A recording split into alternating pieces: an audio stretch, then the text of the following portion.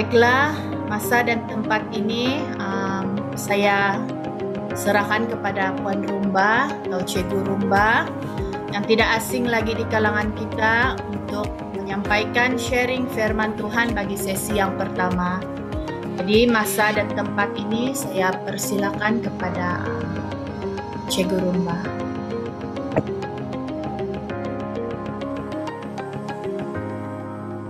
Terima kasih Karen, ya, dan shalom dan selamat petang kepada semua guru-guru yang dikasihi. Ya, saya amat gembira dapat bertemu dengan anda semua di Zoom ini dan ya gembira bahwa kita dapat berkumpul dan walaupun bukan secara fizikal tapi kita dapat lihat sekurang-kurang muka dan peluang untuk berinteraksi. Ya, mari kita, saya ingin lambai-lambai kepada anda semua, walaupun tidak dapat lihat muka, saya gembira dan amat gembira anda semua sering ada di dalam doa kami.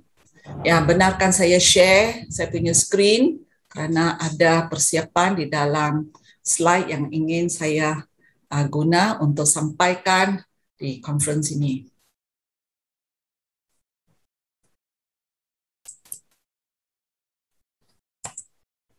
Ya, conference ini adalah satu langkah iman berdasarkan pimpinan Tuhan untuk mematangkan kita semua ya di dalam Dia.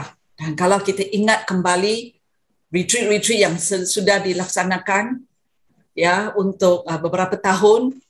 Nah, di tahun 2017-18 kita dilayani dengan firman dari Yohanes 15:16 yang ingatkan kita bahawa Tuhan yang memanggil kita dan Dia yang memberi kemampuan bagi setiap anak Tuhan untuk pergi dan menghasilkan buah. Saya harap ramai di antara yang hadir masa retreat itu masih ingat firman yang disampaikan oleh Pastor Joshua. Ya, dari Yohanes 15:16. Dan pada tahun 2019, kita dilayani dengan firman walaupun dalam bentuk audio, kita dinasihati sebagai anak Tuhan untuk membuat pilihan. Pilihan yang baik dalam segala aspek kehidupan kita. Baik dalam masa kita, baik dalam keuangan kita, baik dalam perhubungan kita, baik dalam pelayanan kita. So, dengan pilihan yang baik, kita dapat belajar bahawa mematuhi itu lebih baik dari korban sembelih. Dan dengan sikap begitu, kita dapat menikmati buah-buah di dalam kehidupan kita. So, saya percaya Tuhan ingin kita matang di dalam Dia untuk menghadapi cabaran-cabaran, godaan-godaan, tekanan-tekanan, seperti kita pun sudah dengar dari Pastor Tenny dalam ucapan beliau tadi. Ini di hadapan kita. Dan Tuhan ingin kita matang di dalam Dia. Tema tahun ini adalah saling menggalakkan dan saling menguatkan. Ya, JPPS sudah 10 tahun. Dan saya percaya tujuan Tuhan bukan setakat untuk menubuhkan tadika-tadika Kristian di kawasan luar bandar, tetapi untuk menghasilkan satu kumpulan anak-anak Tuhan yang kuat. Baik guru-guru, baik ibu bapa, baik kanak-kanak yang saling dapat menggalakkan dan saling menguatkan untuk memenuhi rencananya yang indah itu. Bila saya imbas kembali, saya amat kagum dengan pertumbuhan pelayanan ini. Sampai kadang-kala menitis air mata. Ya, dan kita ingatkan ini di dinding bilik latihan GPPS. Kita telah menyaksikan anugerah Tuhan dalam setiap langkah. Bukan hanya setakat bilangan tadika yang ditubuhkan, tapi buah yang dihasilkan. Bukan hanya dari kami JPPS, tapi dari kita semua. Di tempat kamu, di tadika kamu, di kampung kamu. Campur tangan Tuhan, kita lihat campur tangan Tuhan. kita lihat anugerah Tuhan dalam masa-masa pencobaan. Puji Tuhan untuk ketabahan dan kekuatan untuk penekanan yang kita hadapi. Mungkin kepekanan yang kami tidak tahu yang kamu hadapi di tempat kamu masing-masing. Tapi kami bersyukur karena dari semua itu kita lihat ada iman di dalam pertumbuhan tadika-tadika. Tuhan mengasihi setiap kita dan Dia memberi perhatian kepada setiap anaknya. Kamu, saya, setiap kita. Apabila kita disentuh oleh Roh Kudus yang diwakili dengan marker pen ini, kita menerima anugerah keselamatan di dalam Yesus Kristus. Dan kitalah seperti titik lahir kembali ini. Dan kita mula satu perjalanan di dalam Tuhan, di dalam Yesus Kristus, melalui Roh Kudus yang menjadi penolong dan teman kita. Haleluya. Dan kita lihat di dalam Kolose 1 ayat 13 bahwa Yesus, Tuhan yang telah melepaskan kita daripada kuasa kegelapan, memindah kita ke dalam kerajaan Allah yang dikasihinya. So, marilah kita berjalan dalam terang agar kehidupan kita menjadi berkat kepada orang ramai. Kelahiran baru saya berlaku semasa saya berumur 17 tahun. Dan dalam perjalanan dalam Tuhan, ya berliku-liku, dalam tahun 1984, Tuhan menghantar saya ke Sabah. Dan banyak pengalaman bersama Tuhan. Ya, dan dalam tahun inilah seperti ya perjalanan saya seperti dalam gambar garisan ini. Dan dalam tahun 2010, ya Tuhan mula bertemukan saya dengan Anda yang dipanggil. Andalah seperti garisan-garisan ini. Ya, perjalanan-perjalanan engkau bersama Tuhan. Ya, garisan-garisan ya yang latar belakang dengan latar belakang berlainan. Tuhan temukan kita, Tuhan bawa kita bersama. Ya, dan hari ini kita ada seramai 100 lebih kurang 150 ya pribadi, anak-anak Tuhan yang Tuhan telah berkumpul bersama untuk satu tujuan, yaitu melayani Tuhan bersama dengan generasi anak-anak kecil ini. Saya percaya ramai antara kita, termasuk saya, tidak terfikir masuk maksud Tuhan dalam rencananya.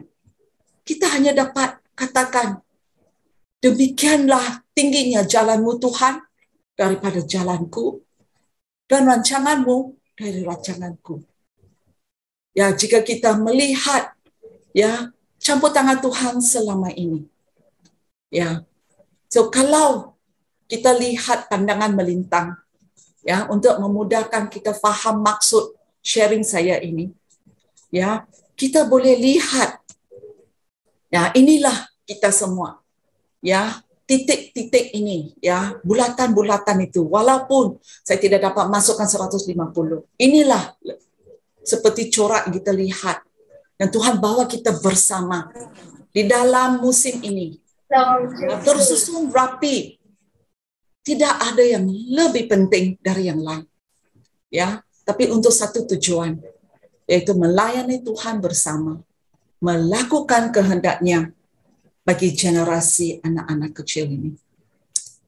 Ya, kita adalah seperti urat-urat darah, saraf-saraf, ataupun otot-otot, ya, yang dihubung kait rapat, masing-masing dengan fungsinya. Ya, di sini saya guna contoh sebagai anggota badan.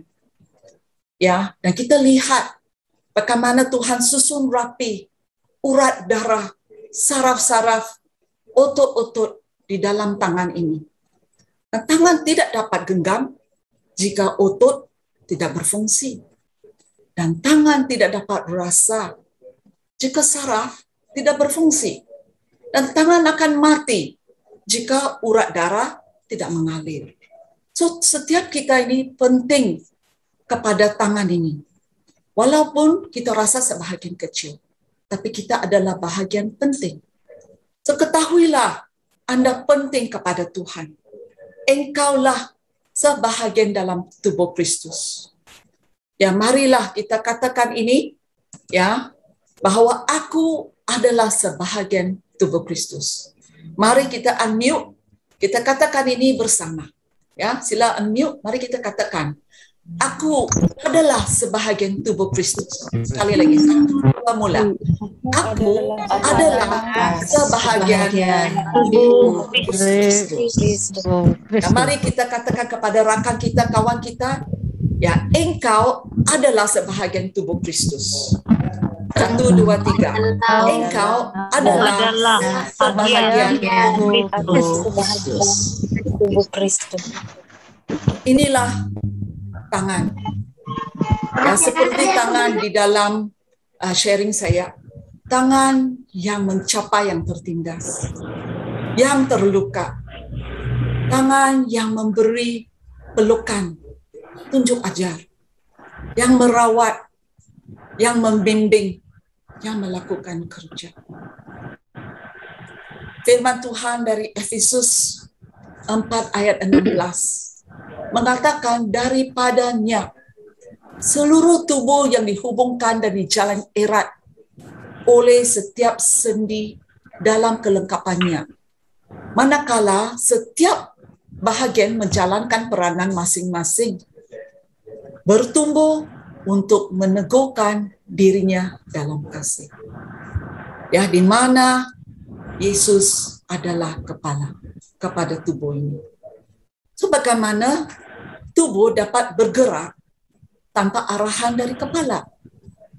Dan bagaimana kepala dapat melaksanakan kerja tanpa kerjasama dari tubuh ini? Setiap kita adalah penting di dalam rencana Tuhan, di dalam kerajaan Allah. So, mari kita ingat bahwa kita ini penting di dalam rencana Tuhan. Itulah panggilan kita, itulah keselamatan kita, supaya kita jadi terang. So, mari kita katakan ini di dalam bahasa Inggris kali ini. God loves me and I am important to God. Ya, mari sekali lagi kita unmute. Mari kita katakan ini. 1, 2, 3. God loves me. I am important to God. Sekali lagi. God loves me. I am important to God. Haleluya. Ya, Tuhan sungguh mengasihi kita. Dan setiap kita adalah penting kepada Tuhan. So, apakah itu 3 pelajaran, 3 perkara yang kita dapat dari firman petikan tadi Efesus 4? Ya, ada 3 perkara yang Tuhan letak di hati saya untuk kita lihat bersama. Pertama, kita harus dihubungkan dan dijalin erat. Ya, Tuhan ingin melihat kita satu. Tuhan ingin lihat kita berfungsi bersama bagi kemuliaan Dia. Tiada yang lebih penting dari yang lain. Ya, setiap menjalankan peranan masing-masing. Kita setiap dipanggil dengan peranan kita masing-masing. Ya, dan supaya bila kita berperanan, kita dapat melihat pekerjaan Tuhan yang luar biasa berlaku di negeri Sabah ini. Dan kita juga diingatkan supaya kita bertumbuh. Bila kita bertumbuh dan kita dapat menumbuhkan diri di dalam kasih. Kalau kita tidak bertumbuh, kita tidak dapat menumbuhkan diri kita. Dan kasih Tuhan tidak dapat mengalir dari hidup kita. So, kita lihat apakah maksud Tuhan di dalam 3 perkara ini. Dan petang ini saya ingin mula dengan perkara ketiga, yaitu bertumbuh untuk meneguhkan diri dalam kasih. Bagaimana saya dapat bertumbuh? Firman Tuhan mengatakan, manusia hidup bukan dengan roti sahaja, tetapi dengan setiap firman yang keluar dari mulut Allah. So, makanan fizikal tidak akan membawa kepada pertumbuhan rohani. Ya, kita perlu makanan fizikal supaya kita tidak lemah, kita kuat. Tapi kita perlu makanan fizikal. Bukan makanan fizikal, tapi makanan rohani. Bukan makanan fizikal sahaja, tapi makanan rohani juga. Ya, kerana makanan rohani itu yang kita dengar tadi dari firman Tuhan, yang keluar dari mulut Allah itu, yang memberi kekuatan rohani kepada kita. Yesus sendiri kita lihat dalam firman, dia selalu menggunakan firman Tuhan di dalam telanannya. Jika Yesus yang menggunakan firman Tuhan, yang menghafal firman Tuhan, yang mengenali firman Tuhan, apakah kita lagi? Jika kita ingin bertumbuh, jika saya ingin bertumbuh, saya perlu firman Tuhan. Ya, bukan setakat firman dikata meneguhkan diri dalam kasih. So, bagaimana saya dapat mengasihi jika saya tidak mengenali pencipta kasih itu? Ya, 1 Yohanes 4:7 mengatakan, saudara-saudara yang kukasihi, marilah kita kasih mengasihi. Karena kasih itu datang daripada Allah. Sesiapa yang kasih mengasihi, lahir daripada Allah dan mereka mengenal Allah. Ya, apakah kita mengenali kasih Allah ini dari kata-kata dia sendiri? Ya, dari masa ini yang mencoba, yang kita diasingkan dalam pandemik ini, bagaimana kita mengenali kasih Allah ini? Ya, supaya kita sedar kita tidak sendiri dan Tuhan mau kita mengasihi kasih dia melalui firman-Nya. Karena Tuhan Yesus sendiri mengatakan, ya, jika kamu mengasihi aku, kamu akan mematuhi perintah-perintahku. Itulah yang Yesus katakan. Maka mengasihi Yesus adalah mengasihi firman-Nya. Ya, mengasihi Yesus adalah mengasihi firman-Nya. So mari sekali lagi kita menyatakan itu. Mari kita unmute. Oke, 1, 2, 3. Mengasihi Yesus adalah mengasihi firman-Nya. Sekali lagi, mengasihi Yesus adalah mengasihi firman-Nya. Haleluya. Itulah cara kita mengasihi Tuhan Yesus dalam firman-Nya. Dalam perkara kedua, memainkan peranan masing-masing. Sebagai pengurus yang baik, hamba yang setia, kita dipanggil untuk menggunakan karunia kita untuk kebaikan semua. Bukan hanya terhad kepada kanak-kanak, mungkin juga kepada ibu bapa, kepada jemaat, kepada rakan-rakan kita, mereka yang tidak mengenali Tuhan. Ya, kalau kita ingat contoh tangan tadi, ya, mungkin JPPS merupakan tulang di dalam tangan itu. Tapi JPPS tidak dapat berfungsi tanpa peranan otot, peranan saraf, ataupun urat-urat darah yang diwakili oleh engkau semua. Urat darah mempunyai karunia sendiri, yaitu membawa oksigen ke seluruh sel badan. Kalau tiada oksigen, sel dalam seluruh badan akan lemah. Mungkin sampai akan mati. Yang berbeza dari saraf yang mempunyai neuron untuk menyampaikan message ke otot dan bahagian lain di tubuh. Ya, dan kita berperanan, berlainan. Ya, bagaimana kita melakukan peranan kita dengan baik? Dan kalau kita dapat melakukan peranan kita dengan baik, bayangkan kesan kepada orang di sekeliling kita.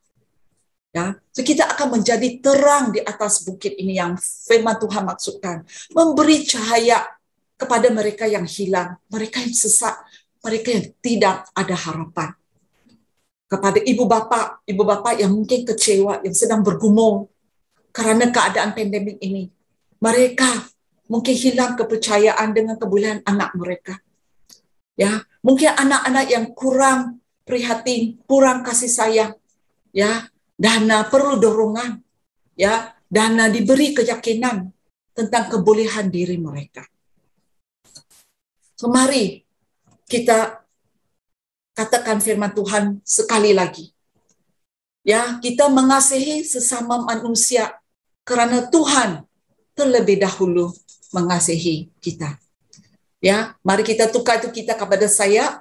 Mari kita unmute dan kita katakan bersama. 1, 2, mula. Saya mengasihi sesama manusia kerana Tuhan terlebih dahulu mengasihi saya. Amin. Amin.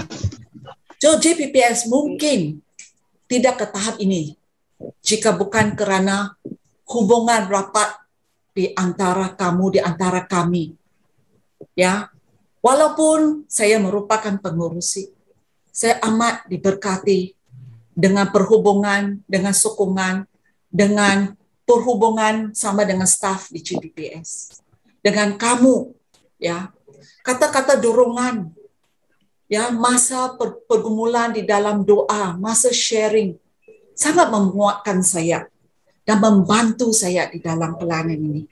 Untuk ahli komiti bersama dengan lembaga, ya, ini kita dipanggil supaya kita ada hubungan rapat di antara satu sama lain.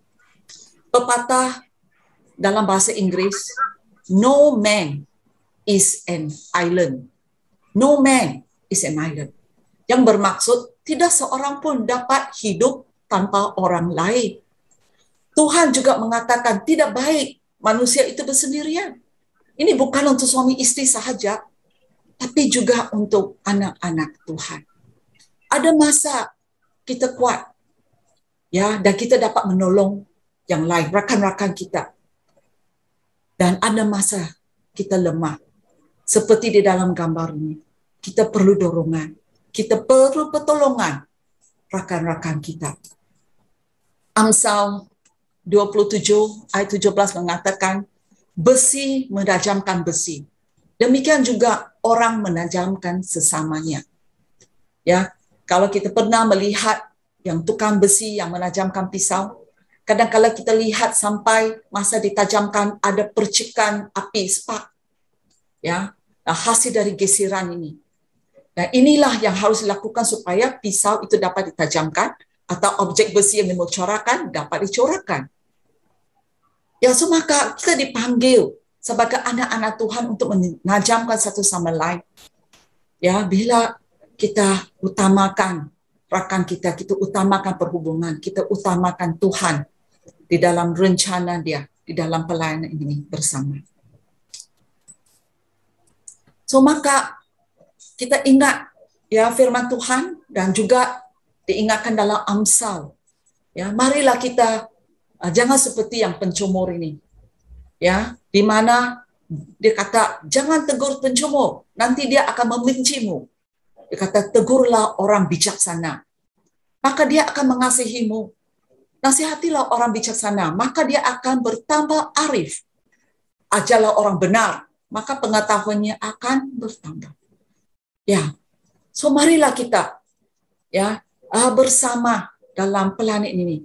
Marilah jangan kita segan, ya, untuk mendorong satu sama lain, untuk berhubung rapat dengan satu sama lain, ya, supaya kita dapat tumbuh bersama, kuat bersama di dalam Tuhan. So Komsel adalah satu usaha untuk mendorong hubungan rapat antara kita semua kerana pelayanan dan peranan kita yang sama ini. Ya, kita perlu perhubungan rapat supaya kita dapat perhatikan satu sama lain untuk menajamkan satu sama lain. Saya mau ambil peluang ini untuk berterima kasih kepada semua ketua kelompok Komsel ini pada tahun 2020, tahun lepas, ya, yang telah memikul tanggungjawab menjadi pendorong, yang jadi pemimpin di dalam kumpulan anda.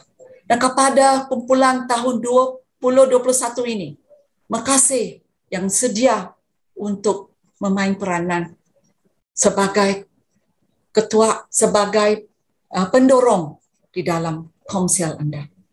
Bagaimana, ya, aku akan menjadi pendorong dan rakan kepada ahli Komsel? Apakah saya hanya serah kepada ketua? Apakah saya ada peranan? Ya, setiap kita ada peranan di dalam Komsel ini. Dan seperti kita dengar dalam masa pandemik ini, ya, banyak sehingga kita tidak dibenarkan keluar berkumpul secara fizikal. Ya, ada SOP yang kita harus menuruti. Tapi janganlah kita mengamalkan SOP ini, penjarakan sosial ini dalam persahabatan kita. Ya, kita perlu satu sama lain. Dalam masa kita sakit, kita tahu kita ada rakan-rakan yang sedang menyokong kita di dalam doa.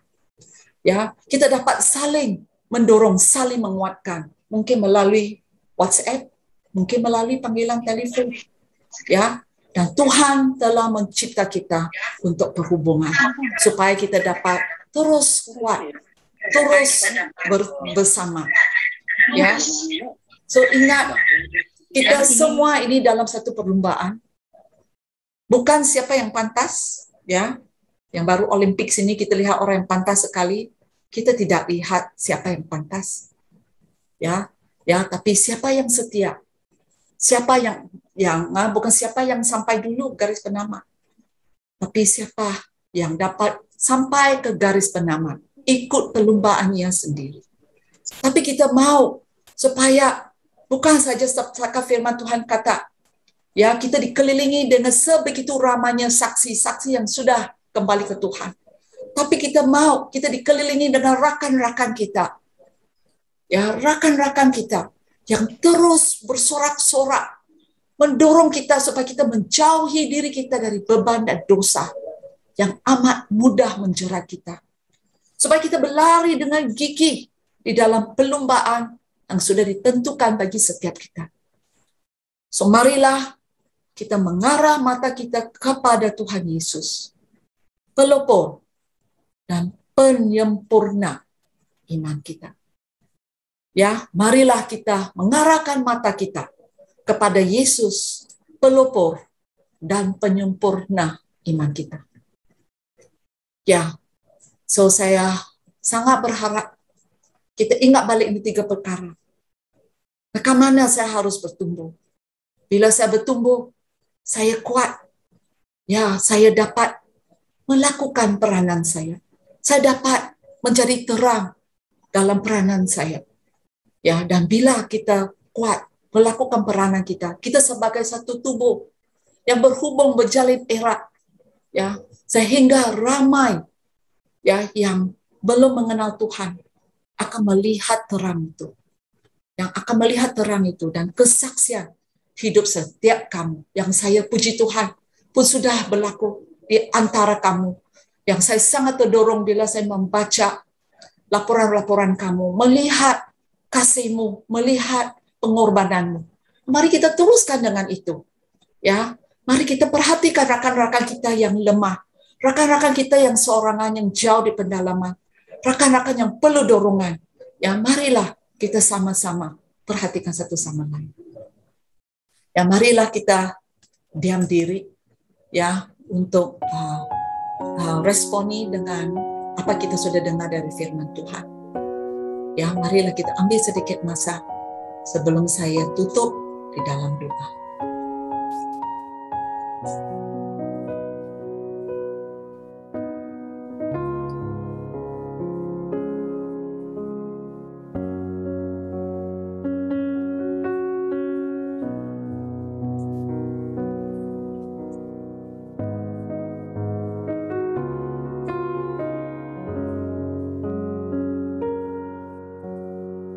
Ya Bapa kami di surga, saya berterima kasih untuk setiap anak-Mu yang Engkau telah bawa bersama di dalam pelayanan ini untuk melakukan kehendak-Mu, rencana-Mu Tuhan, agar kami menghasilkan buah-buah bagi kemuliaan Engkau Bapa.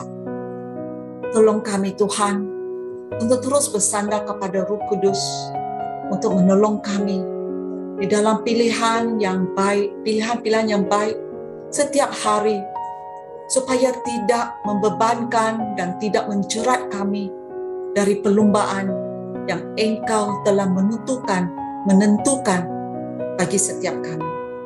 Terima kasih Tuhan, Engkau telah memberi rakan seiman untuk membantu dan menguatkan kami. Tolong kami sedar Tuhan, betapa kami perlu untuk saling menggalakkan dan saling menguatkan dalam kekuatan kesatuan ini, Tuhan, di dalam Engkau. Ya Tuhan, berkatilah firman-Mu yang kami sudah menikmati pada petang ini. Jadilah kehendak-Mu di bumi seperti di surga. Inilah doa kami di dalam nama yang terindah, nama Tuhan Yesus. Kami berdoa. Amin. Yesus kembalikan masa ini kepada Karen. Ya. Puji Tuhan.